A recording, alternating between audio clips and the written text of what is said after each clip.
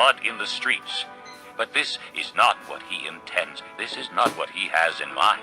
His purpose is to destroy, to put an end to many nations.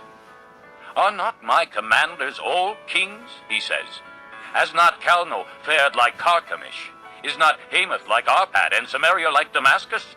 Has my hand seized the kingdoms of the idols, kingdoms whose images excelled those of Jerusalem and Samaria? Shall I not deal with Jerusalem and her images, as I dealt with Samaria and her idols?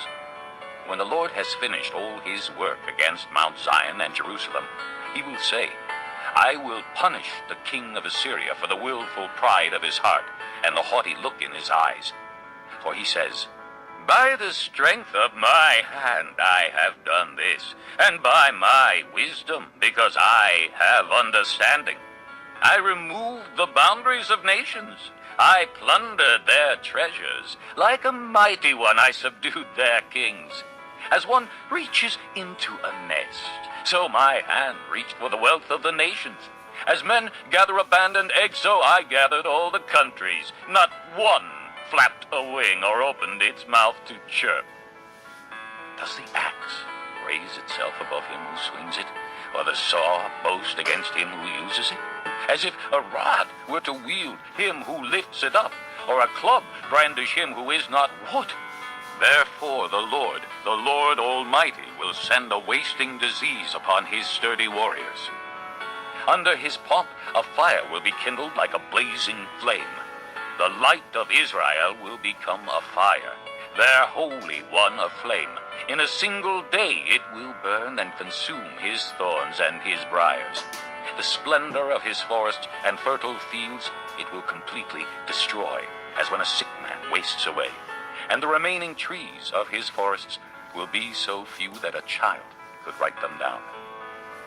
In that day, the remnant of Israel, the survivors of the house of Jacob, will no longer rely on him who struck them down, but will truly rely on the Lord, the Holy One of Israel. A remnant will return. A remnant of Jacob will return to the mighty God.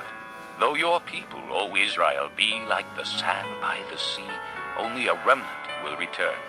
Destruction has been decreed, overwhelming and righteous. The Lord Almighty, will carry out the destruction decreed upon the whole land. Therefore, this is what the Lord Almighty says. O my people who live in Zion, do not be afraid of the Assyrians, who beat you with a rod and lift up a club against you as Egypt did. Very soon my anger against you will end, and my wrath will be directed to their destruction. The Lord Almighty will lash them with a whip, as when he struck down Midian at the rock of Oreb, and he will raise his staff over the waters as he did in Egypt. In that day their burden will be lifted from your shoulders, their yoke from your neck. The yoke will be broken because you have grown so fat. They enter Ayin, they pass through Migron, they store supplies at Michmash. They go over the pass and say, we will camp overnight at Geba. Ramah trembles, Gibeah of Saul flees. Cry out, O daughter of Galim. Listen, O Laisha. Poor Anathoth. Madmanah is in flight. The people of Gibeon take cover. This day they will halt at Nob. They will shake their fist at the mount of the daughter of Zion, at the hill of Jerusalem. See, the Lord Almighty will lop off the boughs with great power. The lofty trees will be felled, the tall ones will be brought low. He will cut down the forest thickets with an axe. Lebanon will fall before the mighty one. Chapter 10.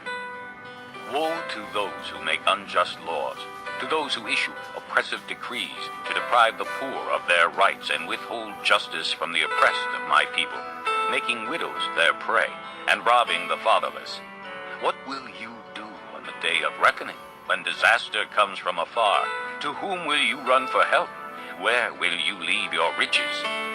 Nothing will remain but to cringe among the captives or fall among the slain. Yet for all this his anger is not turned away, his hand is still upraised. Woe to the Assyrian, the rod of my anger, in whom